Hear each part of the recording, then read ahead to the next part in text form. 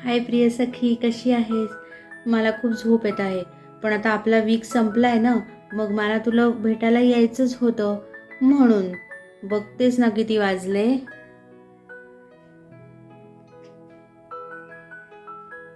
दिसलं ना तुला?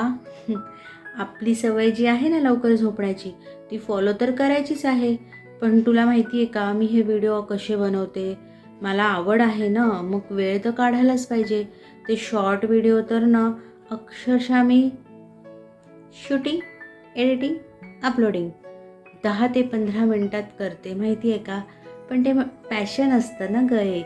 आणि जर आपल्याला स्वतःसाठी वेळ काढायचा असेल तर थोडेसे कष्टही हे घ्यावेच लागतात. तुमच्याकडे पाऊस येतोय का ग? आमच्याकडे तर खूपच पाऊस येतोय, थंडी पण वाजते आहे. मला ना दिवसभर वेळच मिळाला नाही, मुलंही झोपली नाहीत. आता काय करणार, बाकीच्या कामांमध्ये जमलंच नाही मला व्हिडिओ काढायला. म्हणून आता झोप आली आहे, पण मी पटकन तुझ्याशी बोलून घेते आणि मग झोपूयात. आता आपल्या या वीकमधल्या सवयीविषयी मी ठरवलं होतं की एक सवय बदलायची आणि त्याची सुरुवातही केली होती. पण ठरवणं आणि स्वतःलाच दिलेलं वचन पाळणं याच्यात खरंच फरक असतो ना ग. हो ना, मला पण खूप अडचणी आल्या, त्या मी वेळोवेळी तुझ्याशी शेअरच केल्या. जसं मोबाईल पाहण्याची सवय, थकवा आलेला आहे, किंवा इतर काही गोष्टी करायच्या आहेत, मुलंच लवकर झोपली नाहीत, असं बरंच काही.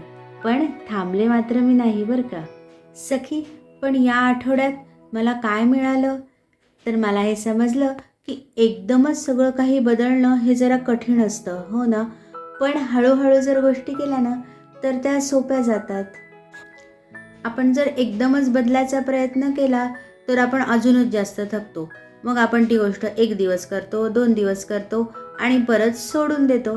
म्हणूनच जर अशा छोट्या छोट्या गोष्टींनी सुरुवात केली ना तर पुढचा बदल करणं नक्कीच सोपं होईल. सखी, या आठवड्याने मला नक्की काय शिकवलं, तर प्रवास हा खूप लांबचा आहे, पण कोणतीही गोष्ट अशक्य मात्र नसते. जर तू थोडा थोडा प्रयत्न सुरू केलास ना तर नक्कीच सगळं काही शक्य होऊ शकतं. मी बिलकुलच अजून परफेक्ट नाही आहे, पण मी थांबलेली सुद्धा नाही आहे. कारण मी तुला आधीही म्हटलेलं आहे की हे आपल्याला लाईफ लॉंग करायचं आहे.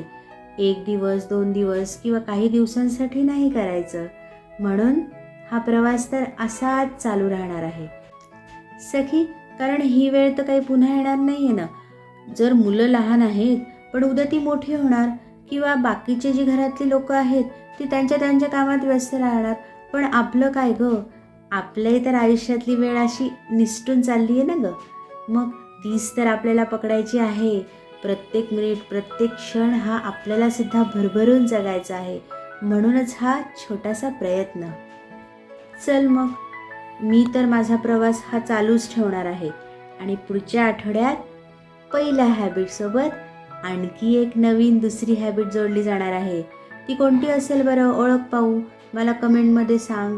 आणि तू तुझा प्रवास अजून तरी सुरू केला आहेस की नाही, की अजूनही केला नाही आहेस, हे सुद्धा मला नक्की सांग.